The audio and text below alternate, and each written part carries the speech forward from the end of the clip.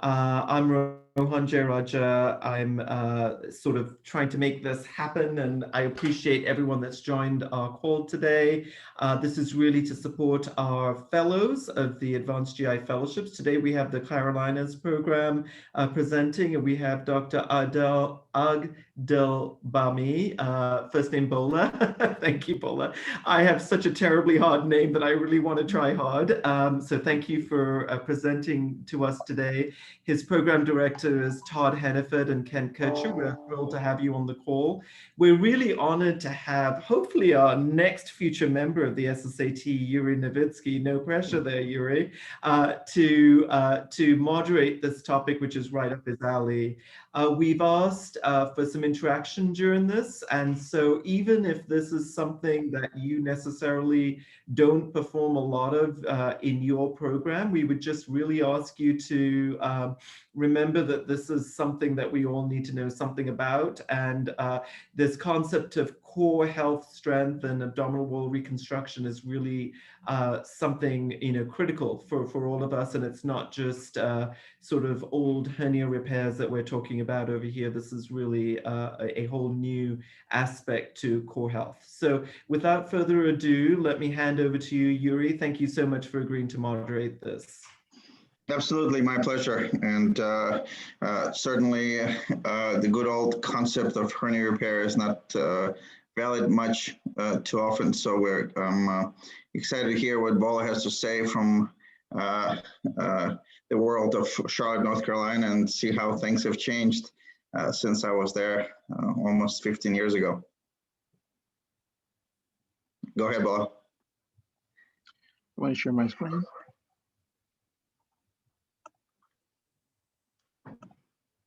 Just a few ground rules. If I could ask everyone to mute themselves when they're not talking, and then unmute if you have a question, and please feel free to use the chat. Good evening, my esteemed SSAT colleagues. My name is Bola Aladegbami. I'm the current MIS Fellow at Carolinas Medical Center, and I have the privilege today to discuss contemporary abdominal wall reconstruction. My goals today are to discuss the techniques and pearls that I've learned over my time here, and I hope everyone will be able to take something back to their respective facilities. I train at a very complex residency program, and being here, I've learned a whole lot of different things that I'm hoping to parlay into my practice in the future.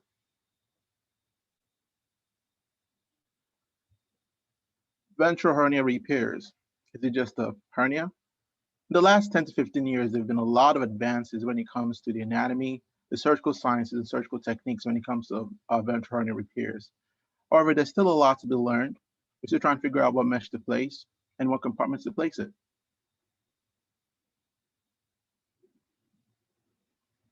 What should we be operating on? There is a classic patient with the pain, discomfort, bowel issues, or bowel obstruction issues. But most importantly, we are quality of life surgeons. Our goal is to have a positive impact on our patient population. Hence, if you're doing a surgery in a patient that you'll not be adding any positivity to, I'll say, don't do surgery in that patient. Which leads us to who else should we not operate on? The surgeon and the patient have to understand and appreciate the significance and complexity of doing this abdominal reconstruction in the patient on the right side of my screen. Hence, if the patient or surgeon fails to understand this complexity, then the patient should not get the surgery, and the surgeon should refer the patient to a tertiary center that can perform this kind of complex abdominal reconstruction. And like I said before, due to the fact that this surgery is physiologically challenging, you need to have an ICU support team available for these cases. Well, I'm asked to interrupt you occasionally to clarify some points. And I wanted to also at this point point out that, or kind of remind you to talk about prevention of GI complications as one of the goals of abdominal wall reconstruction. And hopefully you address this as you go through this slide. Go ahead. Not a problem.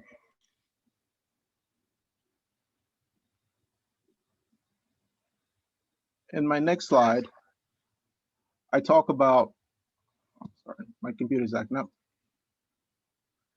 My next slide, I talk about what do you do if you've decided to proceed with surgery. You, the surgeon, have to do your own homework, assign your patient their homework, and also assign your colleagues their homework.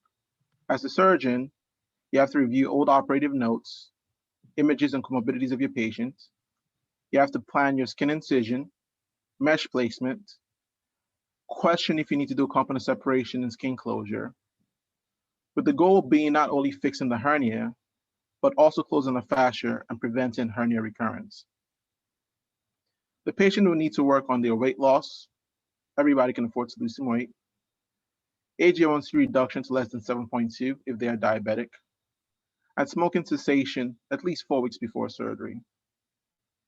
Due to the aging population we encounter, we tend to collaborate a lot with our geriatric colleagues, in addition to our bariatric colleagues due to the increase in BMI that we see in the American population. How do you make your decision? Where do you place your mesh? You need a component separation, which Dr. Novitsky knows a whole lot about, and we all do. Here you see the algorithm we use at our hernia center. If you talk to 100 hernia surgeons, they'll give you 100 ways of approaching a complex abdominal wall hernia. But this is our approach. If a hernia is less than 8 centimeters and no loss of domain, the fascia should come together easily, and mesh placement is practically the dealer's choice. For patients with loss of domain, we initiate chemical separation with Botox, which I'll go into detail more later. Perform a bilateral sheet release. Pull the fascia together under tension with Kerchers. If the fascia comes together, you can proceed with mesh placement. If however that fails, you need to assess the size of the remnant defect. If less than 6 centimeters, proceed with a TAR. If greater than 6 centimeters, we recommend performing an external abdominal oblique release. Dr. Novitsky and his team have been able to close larger defects with TARs, and I'm sure Dr. Novitsky can discuss that in detail. In regards to those fascias that do not close, cry, curse, because we know that there's a 7 times higher chance of hernia recurrence. Bola, can you speak a little bit more about ability to close? So if you take Kerchers and you put the mesh, put them on the edges of the fascia and you pull as hard as you can and the fascia comes together, is that good enough? Is there pressure that, is there a point where you say, you know, we're pulling too hard. We got to, even though it's coming together, we got to do something else to offload that pressure? Do you somehow measure pressure? Is that a objective, subjective feeling, or have you had circumstances where despite being able to pull things together, you would decide to go ahead and perform in the next level of releases? In regards to how much tension you apply when you pull your Kerchers together, I would say very minimum tension. You don't want to be pulling like you're trying to lift 300 pounds off the floor. It's pretty tiny tension. In regards to how much tension is left behind, it's more subjective. However, in situations where you did pull things together and you felt that things came together well and you could not still close it, then a lot of times just doing a bilateral posterior sheet release will probably bring that fascia together. Now, in situations where you have the distance like I talked about, then you're actually going ahead to do not only the bilateral posterior sheet release, but a TAR or even an external abdominal oblique release. So there's no objective way to measure it? Or have you guys tried to come up with means to sort of give it a little bit more number as opposed to gestalt? Not that I recollect at the moment. Okay. And finally, in patients that have a very large defect of 14-25 centimeters with loss of domain, we recommend not only preoperative weight loss, which every patient should undergo, but in addition to pre-op Botox. So why do I say curse when your fascia doesn't come together? We have researched this in our institution, and we've seen that in patients where we cannot close the fascia, as shown in the slide, there's a 7 times increased risk of hernia recurrence, in addition to an increased risk of wound complications.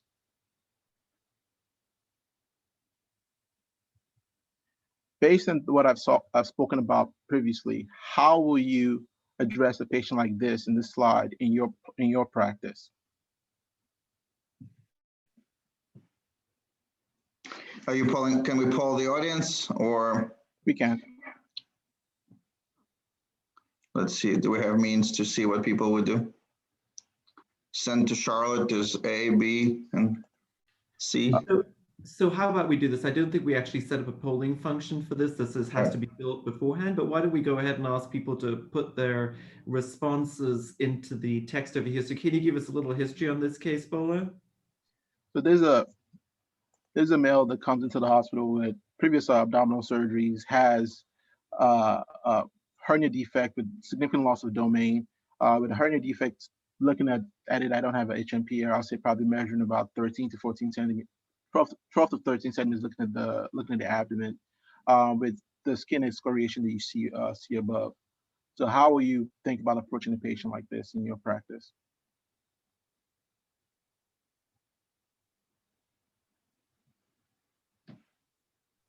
Come on, fellows, comment.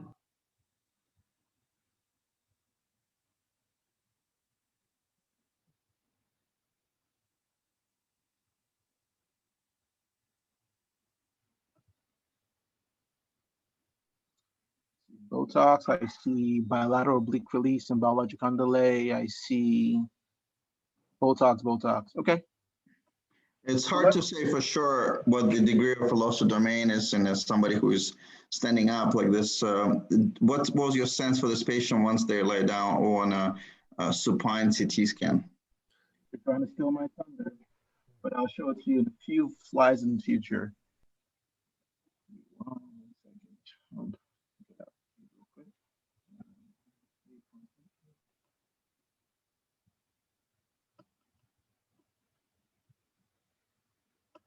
This is what your CT scan looks like.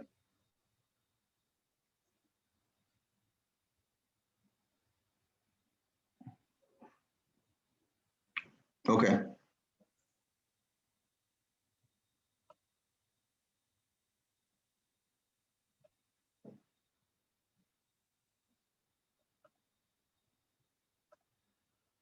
So let me introduce you guys to what we did for this patient. We did a chemical component release with Botox. Welcome to Botox, the magic paralysis drug that does everything from facial cosmesis, which I don't need yet, thank God, to achalasia, and to GI issues, and now paralyzing the oblique muscles. There are two isotopes. There is the ANA botulinum toxin A, which comes in a 100-unit vial, and is a typical standard Botox that has been used. 300 units are injected in all three oblique muscles in 3 locations on both sides of the abdomen. There's the apobotulinum toxin A, which is injected in 5 different sites of the abdomen. We typically have our radiology colleagues inject Botox under ultrasound guidance into the external abdominal oblique muscle, internal oblique muscles, and transverse abdominis muscle as shown in this picture.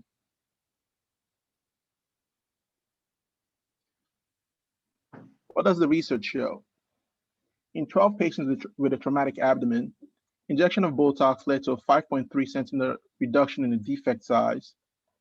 In addition to half of the patients did not require component separation. Sorry about that. Ibrahim's group also looked at the effect of Botox in lab ventral hernia repairs. And they showed a total mean gain of muscle length of 8.4 centimeters and a reduction of defect size of up to 58%. And this is the coolest image you're going to see today. You can see imaging showing the hernia defect prior to Botox injection. In the second image, you see what happens after Botox injection. And then the last image shows what happens after the fascia has been closed. Back to our patient. Here you see the CT scan of this patient's image prior to Botox injection.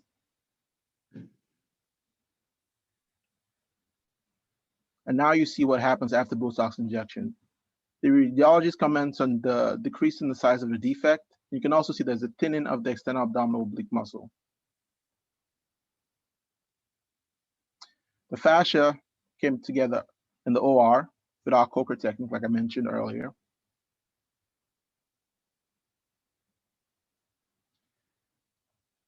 Without the need for component separation. Hence, we had a beautiful closure that you see below. Can you talk a little bit about mesh placement, mesh type, mesh size? So a lot of times for our cases, we tend to do a preperitoneal mesh placement. And we tend to do the preperitoneal mesh placement.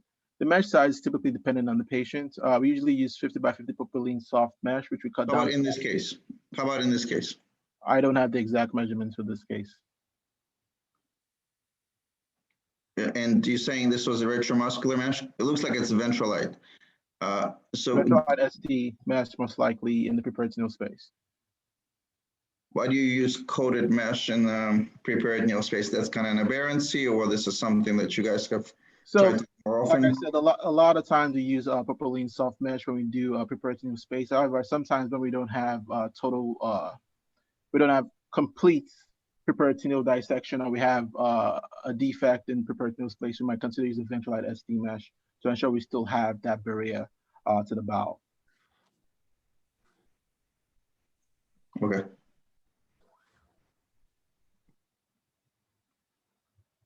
What about this patient?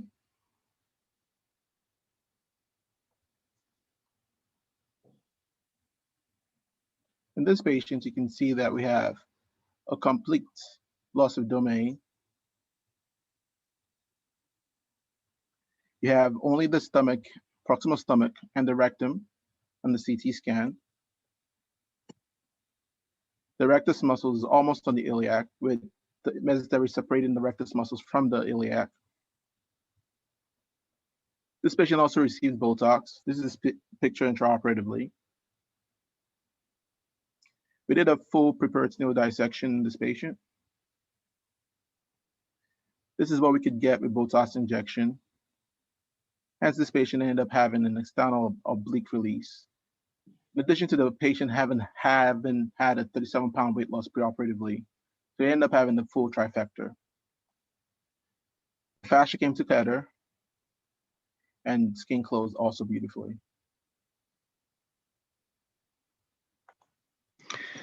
Bola, can I ask you a question? As you prepare the case, and it's kind of pertinent for our discussion, and I'm really impressed by the ability to bring the fascia together. Talk about your concerns for abdominal hypertension and the maneuvers that you try pre-op, intra-op, or post-op to evaluate, deal with, and ultimately address potential respiratory compromise or intestinal compromise related to the abdominal hypertension. So pre-op, I'm going to talk about something we're doing now, requiring artificial intelligence to try and predict patients that have increased risk of complications or need for component separation. But in this patient population, yes, due to the fact that they have excessive loss of domain and you're trying to put back all the intestines back in the abdomen, you have to be in constant communication with your anesthesiologist, paying attention to the peak pressures, also paying attention to the urine volume. Post-op in this patient, you also have to follow your labs pretty closely, especially if they're extubated, looking for bumps in their creatinine level. Typically, don't check an LFT level, but typically you might see a bump in the creatinine level. And you want to follow the urine output very closely to be sure that there is no drop in that regard. And then there's nothing that beats a consistent abdominal exam. So pre-op, we're looking at things like artificial intelligence to help us predict patients that might have complications. Yeah. Intra-op, we're talking to an anesthesiologist closely. And post-op, so as long as you can bring the fascia together, nothing concerns you. You wouldn't say, we can restore this lineal, but we probably shouldn't. Have you encountered those circumstances? And do you think there might be theoretical situations where you shouldn't restore lineal, but even though you seem to be able to? I think in loss of domain cases. I think in situations where you have obvious changes in peak pressures and you're worried about abdominal compartment syndrome in the patient, then you might want to consider not bringing it all the way together. Maybe we consider a bridging mesh in that situation, and that's how I'll approach that. What are your thoughts? No, I'm just. Are there certain numbers? I don't look at peak pressure, but are there certain numbers that you guys use to say, this peaks? What's the elevation that would concern you? And I can see that Botox takes care of a lot of issues, but it also brings me to the point of, is there a particular number that you guys look at these days, or it's just more by feel and by just kind of case by case basis? If I can break in for a second, Yuri, I'll just say that, for the most part, I'm like you. I don't look at peak pressures. I just close the abdomen. And if I have to go to interrupted sutures to get the abdomen closed, I'll do that. I'll put my foot in the axilla and pull the abdomen together. I don't think, if in all your times, I don't think, I'm going to guess you've never had to take somebody back because they developed an abdominal compartment, a true abdominal compartment syndrome, have you? Never, not once. Neither have I. And it's a kind of important point to everybody that, and you hear this a lot, right? So you hear this, that be worried about it. And I think one of the most important things to understand here is that you guys did a very good component separation. To me, it's an equivalent to prophylactic fasciotomy. So it works, and this strategy works only if you are aggressive in your component separation strategies and you're good at it, and that probably saves it. And I'm sure Todd Dr. Heniford has dealt with a ton of complex cases with large hernias, loss of domain, and the fact that proper releases have prevented him from his patients ever developing this complication is key. And while I know you say abdominal exam is key, I think it's a little too late by the time they have a bad abdominal exam. You got to prevent that. We look at plateau pressures, and plateau pressures to me, and we studied that, is a predictor. I'll look at number 6, and delta of 6 is kind of breaking point. If it increases more than 6 at the same tidal volume, comparing to the pre-op, will keep people paralyzed. If it goes above 10, I will consider keeping them, we keep them intubated. At 10, we may add paralysis overnight. It does help a lot. You got to balance it. And then sometimes as we do this, the anesthesiologist will tell you, hey, we're having a hard time ventilating. And that's when I stop and I'll accept a little bridge. But I'm also, in addition to Botox, and I want to hear your thoughts, what do you think of the preoperative pneumoperitoneum as an adjunct to Botox and preoperative preparation? We've actually used preoperative pneumoperitoneum in our institution previously. It's not something I have personally used, but we've used it in our institution previously, especially in patients that have skin coverage over the intestine, and it's actually been shown to be effective, but not as effective as Botox. In our Botox patient, about 150, we actually gain more fascial and more decreased size with pre-op Botox without really the need of pre-op pneumoperitoneum. Yuri, there were a couple of questions in the chat that I just want to make sure you answer. One is a question from Kevin Rivas asking if there's a role for maintenance Botox to improve durability. And the second by Annie Benzi, our fellow, is there ever a consideration for visceral reduction? Well, what do you think? Q3 months Botox? You'll get a lot of patients. I don't think we've ever done Q3-month Botox in this patient. A lot of times with these patients, after you do the fascial closure, they'll have thinning out of their muscle, the muscle bells out, and over time they contract back. But I've never really seen the need in this patient long-term for Q3 Botox. It stretches. In other words, once you finish, it's gonna stretch, right? Yes. How about, what's the other question was? Visceral reduction. Visceral reduction. Bola, what's your thoughts on visceral reduction? You're doing this and you can't stick the right colon back in, no matter what you do. What would you do? Would you take it out? I'll try my best not to resect intestinal organs if I can avoid it. However, if I cannot reduce things in this patient population, then as long as we've spoken to the patient about it in advance and they're consented for it, I might consider it. But I have not had a situation where we cannot reduce the visceral contents, especially if you're doing a full good oblique release, especially an extra-abdominal oblique release in this patient population. I'll be honest, I know it's being recorded and maybe it's, but I have done it maybe 3 or 4 times in my life. It's, I find the most likely organ is this incredibly redundant right colon. For some reason, I find that some people have this, in this long-standing hernia, this massive right colons that really occupy a lot of space. And I have done right hemicolectomies several times. Our European colleagues do it a lot more often and quite aggressively at times. So it's something to think about. It obviously needs to be discussed pre-op, but just so you know, it's been done and includes like even a hysterectomy, a hair splenectomy, left lobe of the liver. I mean, it's not at all that I would support or endorse, but in my hands, I have done a right hammy quite effectively. Well, in the interest of time, we should keep going, but I also just want to make sure there was another question in the chat regarding how you manage diet to prevent, presumably David Walsh, to prevent, distension post-operatively. But I do want to make sure that we at least talk about placement of mesh and types of mesh at some point here, Bola. Thank you. Okay. Post-operatively, we have our standard pre-op pathway. Depending on how much lymphodepletions you do, patients can either be MP on day 0 or have some clears on day 1. Really discuss this intraoperatively, and we slowly advance these patients from clears to fulls to regular diet based on how they look and based on return of file function based on the pathway. In regards to mesh placements and also types of mesh. This talk is not going to go into full details about that. However, I can always, I have another slide where I can actually pull up the layers of mesh placement at the end of this talk to emphasize that, if that's okay. Next, I'm going to talk about another technique we use in our institution called preferred disappearance and anterior component separation.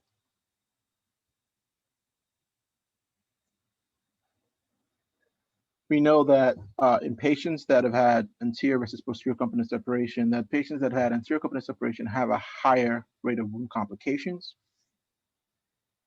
And starting around 2015 in our institution, we started doing preferred disappearance and anterior component separation. And we found that in this patient population, that there's actually a decrease of wound complication rate by 25.3% when compared to external oblique releases. Here we're showing the different perforators present in the abdominal wall, with the goal being to preserve these perforators and to avoid abdominal wall ischemia. The CT scan is also emphasizing the perforators present. And this is how we currently do surgery. We literally just bovie through everything, taking all the vessels with no second thought about it. In our institution, we strive to preserve these perforators as shown in detail by these arrows. You can work 2 centimeters above and 5 centimeters below the umbilicus, saving the perforators, and working in the tunnel to perform your external abdominal oblique release. We know that we've shown a decrease in wound complication when we compare perforated disappearance anterior component separation to a regular anterior component separation. How does this perforated disappearance anterior component separation compare with a TAR?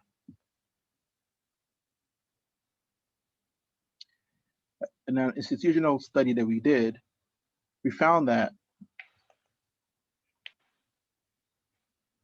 there was no difference in wound complications.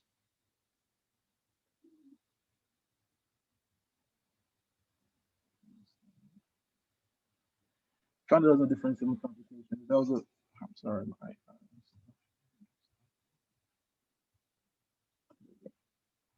there was an increase in the returning OR in the TAR group, but that was not a big.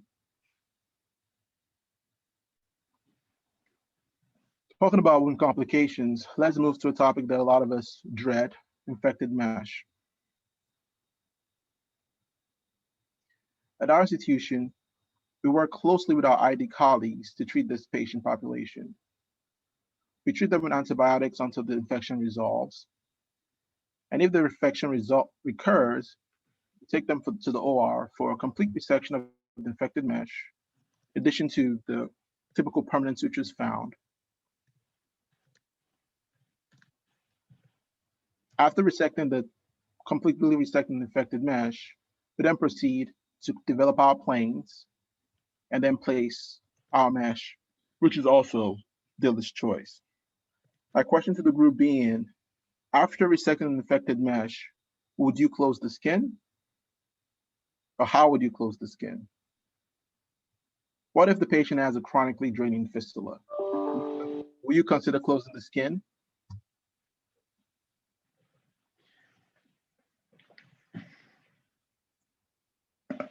Can you specify, or do you care what bug is draining? What grows on microbiology of this pictures? Not this one, the chronic draining sinus. Yes, we always care about what bug grows because that's going to direct the therapy we give the patient infection-wise. A lot of times in this chronically draining sinuses, you can have, depending on if it's a fistula, you can have Enterobacter present. And a lot of times if it's an infected mesh, you can also see MRSA present. And based on what the culture shows, that'll determine antibiotic you give the patient. Now back to the question of how you close the skin. If you do close the skin, what will you typically do in your practice in a patient like this after mesh excision or hernia? Again, if it's, I'm not very concerned about gram-negative drainage. I think with proper GI work, it goes away and you just resect the skin widely and you kind of bring it back to kind of an average high-risk wound. If it's an MRSA, I'm a lot more conservative. I'd stay away from putting out a prosthetic, doing any definitive repairs. So I take care of, I stage it. In terms of, so that's my approach. And I think, again, you kind of alluded to the caring about what bug grows out of these wounds. And I do think it's important to differentiate gram-positive from gram-negatives in your strategy. And also depends where the previous mesh was. Is there a previous mesh? What type of mesh? All those things may matter. Thank you. In light of Dr. Yuri Novitsky talking about stage closure, the reason why we discuss stage closures, we realize that in patients that have mesh infections, fistulas, and ostomies, there's a 40 to 50% chance of having a contaminated wound or wound complications, and a 3 to 5% recurrence rate, 3 to 5 times recurrence rate. At our institution, we recommend delayed primary closure in this patient population. Take the patient to the operating room, we close the fascia, apply a subcutaneous wound vac of 125 millimeters mercury, then bring him back to the OR for debridement and closure of the skin in 4 to 6 days.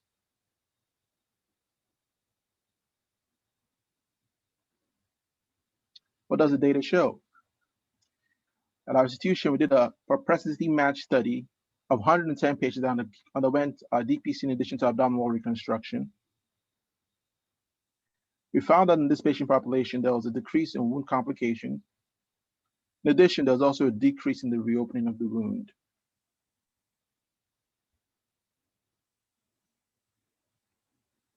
Why do you think the deep infection rate is different if you were leaving the skin open or closing the skin and doing? Why do you think your data show that there is such a or maybe non-statistically significant difference in deep infections?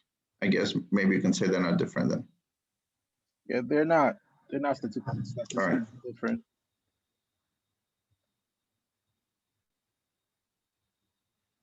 Did I answer your question? Oh. There was a question from the audience about endoscopic component separation. You've talked about preservation of perforators using open techniques. Have you guys tried endoscopic endoscopic component separation that would naturally preserve perforators? And what do you think of pros and cons of that approach? At my time, we have not tried endoscopic component separation. I think the biggest pro with that approach is while using the right hands, you can also save the perforators. Cons of that approach is also more technically challenging, and it's not something anybody can do.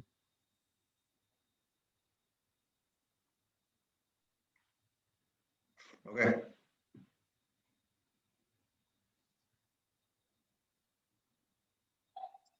The difference in cost was shown in the non-DPC group. We could see that the DPC group had a higher total charge, which could be explained by the return to the operating room. Of the non-DPC patients that required reopening of the wound, they required MPWT and in the meantime of about 150 days, which is a big deal.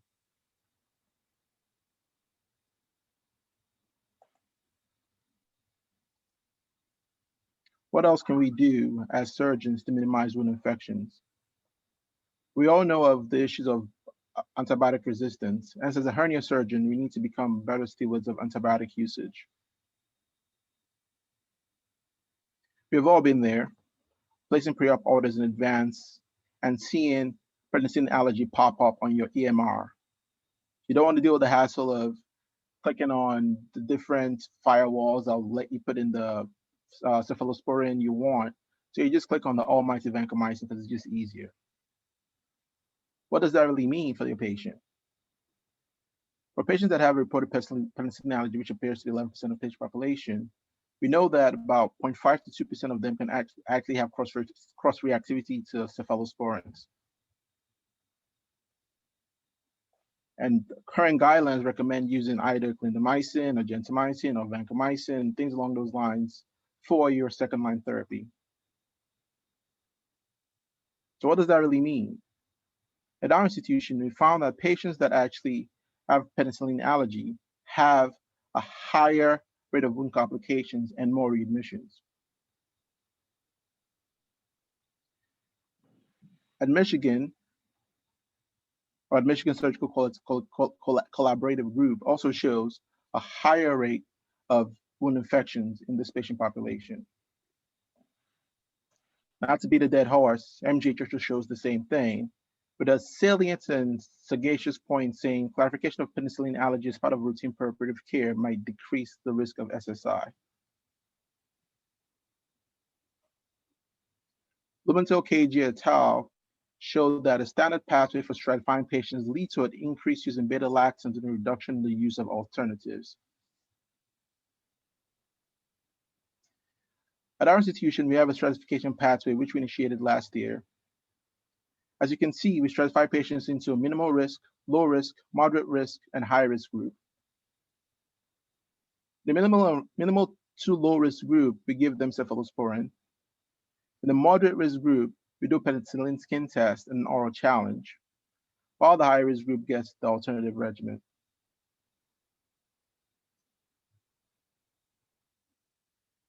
With the goal being that long-term, we minimize the risk of wound infections and complications in this penicillin allergic group.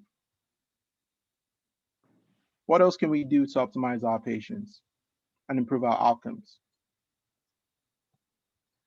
We get our patients to buy in by educating them appropriately and discussing their goals, while also emphasizing weight loss with the aid of a ketogenic diet. The ketogenic diet being that we've seen rapid weight loss on this diet, in addition to the fact that if these patients keep this diet postoperatively, they can keep losing weight or maintain their weight loss. We also emphasize smoking cessation 4 weeks prior to surgery, while also emphasizing HbA1c control with a goal of HbA1c less than 7.2. While emphasizing buying of patients, we educate them appropriately about what kind of hernia they have and what it means for them.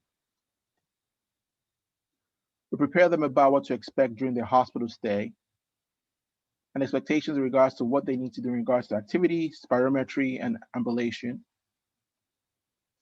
We also educate them on narcotic use, or what doses to expect postoperatively, with the goal being minimizing the use of narcotics. As soon as they hit the door on the day of surgery, we give them pre-op gabapentin and acetaminophen. And Dr. Novitsky has written a great research paper about is HRAS pathway. We also give them perioperative Antirag 12 milligrams BID to help with bowel recovery. Intraoperatively, they get a lidocaine drip. And in addition to that, they also get a tab block. Here you see a video of how we perform our tab block. This is due to a well-defined transversus abdominal muscles avoided by the peritoneal dissection or the TAR, depending on what technique you use here. Here we're injecting Exparel or liposomal bupivacaine in the transversus abdominal muscle. Small adducts going down from the subcostal all the way down. So just for clarity, you're not targeting the muscle itself, right? You're looking for the plane above the muscle. Yes, you are. Well, so what for people whose institutions do not have Exparel on their formulary, what do you think is another alternative? What other alternatives would you recommend? I've seen people doing mixtures of Marcaine and lidocaine. I've seen people using that for top blocks where I came from, and I'm sure there are other alternatives, but I've seen people using Marcaine and lidocaine mixtures for this. Exparel is expensive, but it works well in our patients. Our patients, most of them who have reduced MMEs, will actually show intraoperatively, and it's also led to quicker discharges of our patients in this tab block technique. What do you use at your institution? Well, I think again, I'm not here to.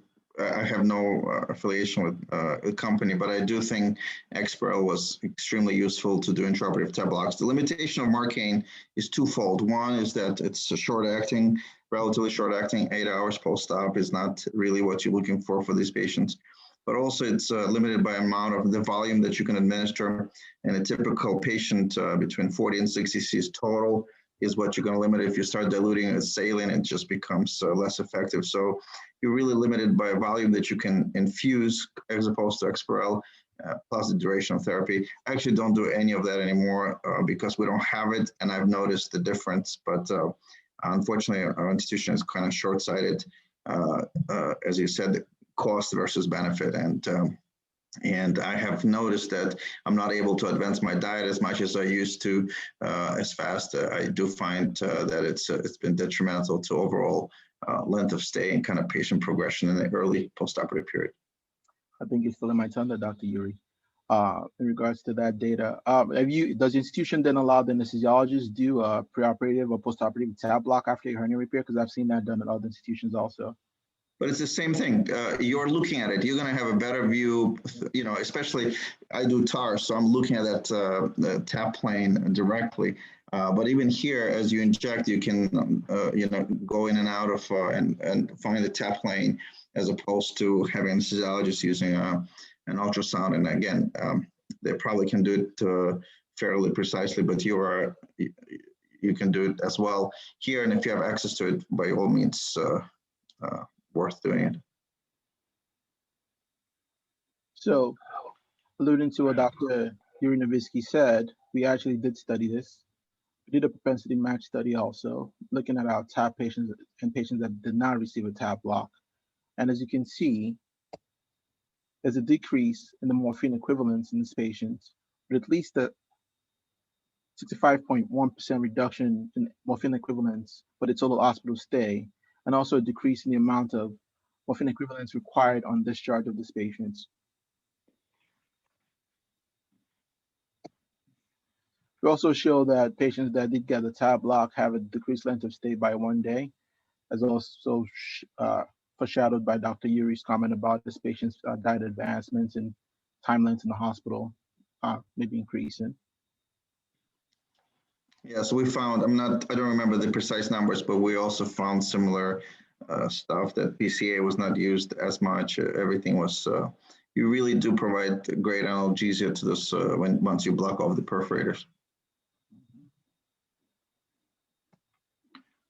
Prior to patient discharge, we provide them with educational material discussing what their pain regimen would be. And to determine how much narcotics to give the patient, we use what they are taking in the last phos prior to discharge to determine how much they get. Typically for this patient population, I've seen most of them go with 15 pills, but occasionally you have those that require 30 pills. But the amount of pills we give here, based on compared to my previous training institution, it's much lower due to the fact that I think we as a whole group of hernia surgeons, we're doing much better with pain control and tab blocks. Well, what hernia procedures in your practice get zero narcotics? I think right now in America, it's almost impossible. I don't care about America. I care about you. Have you guys, what procedures would you say get zero narcs on discharge? I think patients that have maybe inguinal hernias or small epigastric hernias that have been blocked appropriately might require just Tylenol and ibuprofen. However, most of the time we still send them on about 5 pills because they might require it, but the inguinal hernias are the ones that require 0. I've not really sent any complex abdominal reconstruction patient 0 pills in my time here thus far. Okay, great.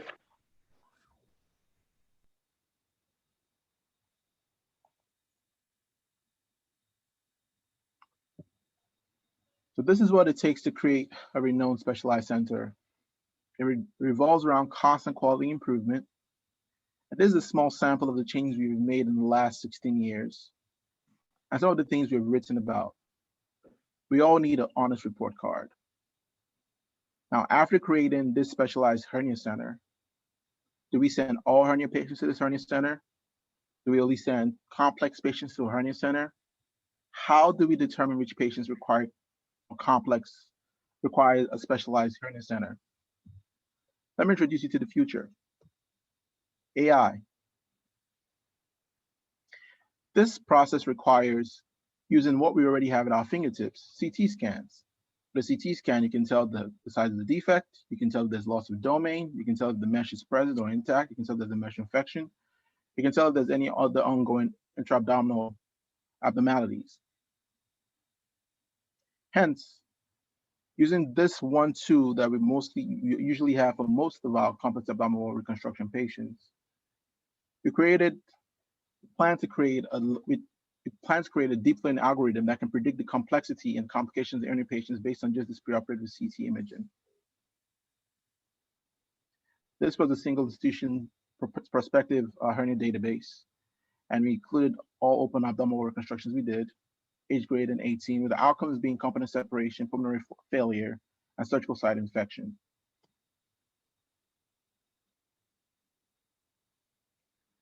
We fed the AI 80% of the data, and 20% of this data was used, 80% of the data was used for training, and 20% of the data was used as a validation set.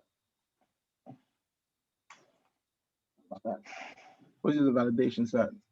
We allowed the computer to look at every CT scan, and the computer teaches itself over time by going through the 200 CAT scans with a yes or no binary, who needs a component separation. It continued doing this for about 12,000 times until it was able to predict, until it was right 100% of the time. We then had the computer go through a validation set, and it got it right about 74% of the time. We had experts from international groups and national hernia surgeons also go through the same CT scan, and they got it right 64% of the time. Here we see the area of the curve for predicting component separation, with the area of the curve being the percent chance the computer got it right, being some 4%, with a very significant p-value. When it came to predicting pulmonary failure, the area in the curve was 55%, with a p-value of 0.03. And when it came to surgical site infection, the area of the curve was 89%, with a p-value less than 0.001. And we're getting closer to a point where we can actually get an image from any institution, fit into this computer-based algorithm, and based on what the AI system says, determine if this patient is a patient that needs to come to our institution, and if they're probably going to need a component separation, or maybe even need to be in the ICU for a prolonged time frame.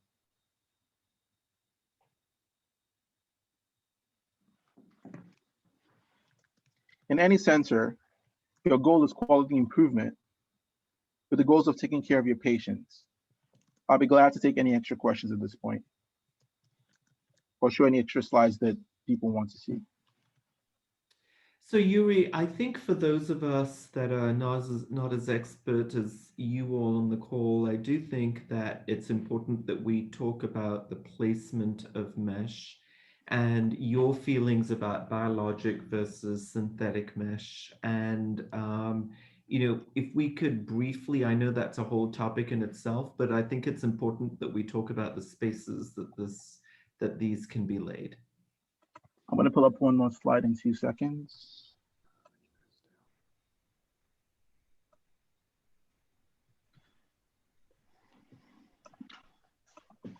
While Bola is looking for it, I think when I try to talk about these options, I always start with saying you have to define the goals, you have to recognize what you can do, what your philosophies are in the repair, and then tailor your procedure and mesh selections according to your personal philosophies that you think are beneficial. If you really going to go by studies, I think you're going to find these days a study that's going to support any bias you have. And as a result, you know, all of them can be right, all of them can be wrong, but at the end of the day, again, the most important thing is to figure out the philosophy that you subscribe to, apply it, and be critical about your outcomes. And as you go on, you continuously conduct a CQI type of study and see what works for you and what doesn't. And because there's no one answer and there's no one philosophy. And in my practice, I have, you know, my breakdown of repairs is probably 80, 90% retromuscular, retrorectus, 15% onlay, and 5% primary repairs. I don't remember the last time I did an intraperitoneal repair, whether it's robotic or open, because I just have kind of migrated from that philosophy, and I really do everything I can to avoid that. I've gone through periods when I was a big believer of biologic mesh and became less so in recent years. And again, probably been 5 years or so since the last time I touched the biologic. There are times when I'm not comfortable using a synthetic mesh, and that time comes again, depending on the patient with the hernias. And I'm going to either use a synthetic mesh, either I'm going to use a primary repair, or in the times when I'm not comfortable using synthetic mesh, I lean towards slowly absorbable meshes. So biologic to me is no longer part of my decision process personally. But I know there's other centers that apply biologics more commonly with good results. So again, it depends upon your philosophies and and then be analytical about your results. If it works in your practice, great. We haven't heard from Dr. Kercher. Kent, what are your thoughts?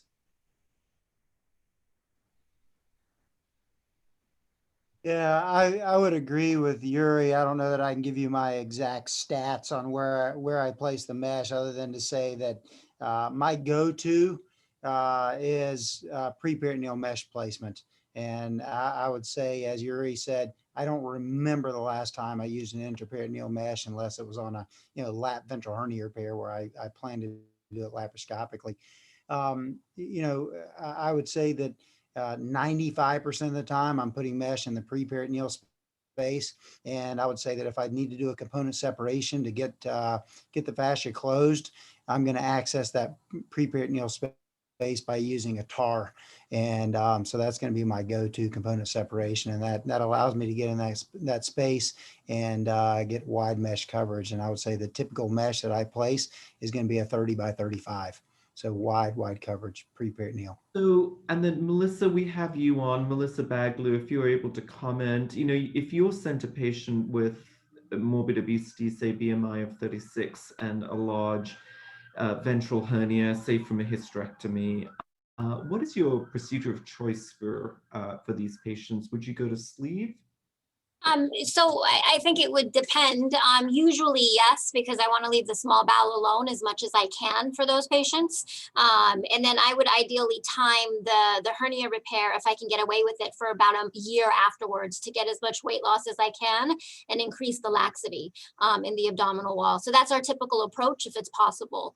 Yes. And Melissa, in that patient, do you do some abdominal wall too, Melissa? I do, yeah. And so depending on how they do, I would either try to, reconstruct. I've done robotic abdominal wall component separations now, so I would try to approach it with that if possible. And I agree, I can't remember the last time I put an intraperitoneal mesh and try to kind of tuck the mesh away.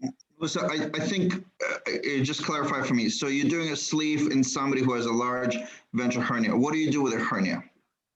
I leave the hernia alone at the time of that operation, and I don't address it unless I have to do some form of a temporary repair. So if I'm worried that they're going to incarcerate, I may put a vicral mesh in that setting, but I wouldn't do any definitive repair at that time.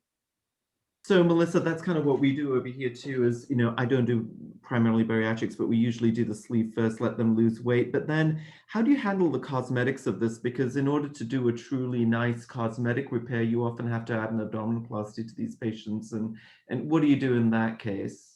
I think that that's really patient dependent. If a patient is considering an abdominoplasty at the same time, we might do that with plastics, where I would do an open component separation and you know, partner with plastics. A lot of times I find in my patients that that may not be their primary concern. And so it's really a patient by patient, case by case basis where we decide that. I'm sort of showing my old, I initially matched into plastics and I realized I wanted to dress like them, not be them. So, but I actually do my own, you know, abdominoplasty. So I was just wondering about that. Todd, how do you guys manage that at your place? We used to work with the plastic surgeon, our chief of plastic surgery for years, and he is now retired. And we've done literally hundreds of cases with him. And now our plastic surgeons, unless someone's got a BMI of less than 30 or there's special circumstances greater than 30, then they'll help us. But from now we're essentially doing the paniculectomies ourselves. Yep. Yeah, and that's what also drove us, as it was so painful to get this all scheduled with them, and then, you know, it takes up half of your operating time for this amazing, you know, closure that they do. And the other thing is, insurance-wise, this becomes difficult for the patient. So, well, we have just 1 minute. David Welsh, can you comment? Yeah. David is a regent for the American College and was kind enough to join us. He is, quote, a community surgeon, but he does amazing, crazy stuff. So I have a question for this group. And I'm in a rural setting, do a lot of hernias. The ones that are really out there, I work with my tertiary care surgeons in Indianapolis or Cincinnati. I really like the algorithm about the infected mesh. The algorithm that was shown, I think, works very well in any of your settings. Would you adjust it for surgeons that aren't in a tertiary center? Or would you follow it and then at some point say, okay, when it needs to be reconstructed, get to one of you folks on the call? Do you find that if you're going to have your best shot, if you get the case after things have been calmed down but not tried to intervene? So Yuri, why don't you take that? So Dave, you're asking kind of manage the local issue, just try to get it to that picture that was shown, right? Kind of the chronically draining thing. Would that be when you want to see it, Yuri? All right.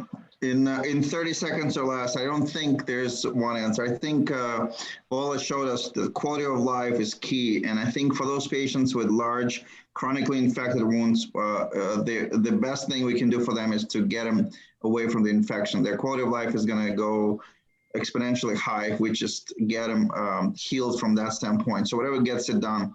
I worry about reinfections. I worry about stuff. So oftentimes, if I can, I'm going to stage it. If I'm not staging it, I'm going to be aggressive, because once I do a repair, I always say, what do you hate the most? Do you hate recurrences or infections? And I can tell you personally, recurrences hurt my feelings more. So I'm going to be a little bit more aggressive, and I'll deal with infections. So like Todd said, you don't have to close the wound. You can wound vac. You can anticipate certain things. I'm aggressive in resection of redundant and attenuated soft tissue.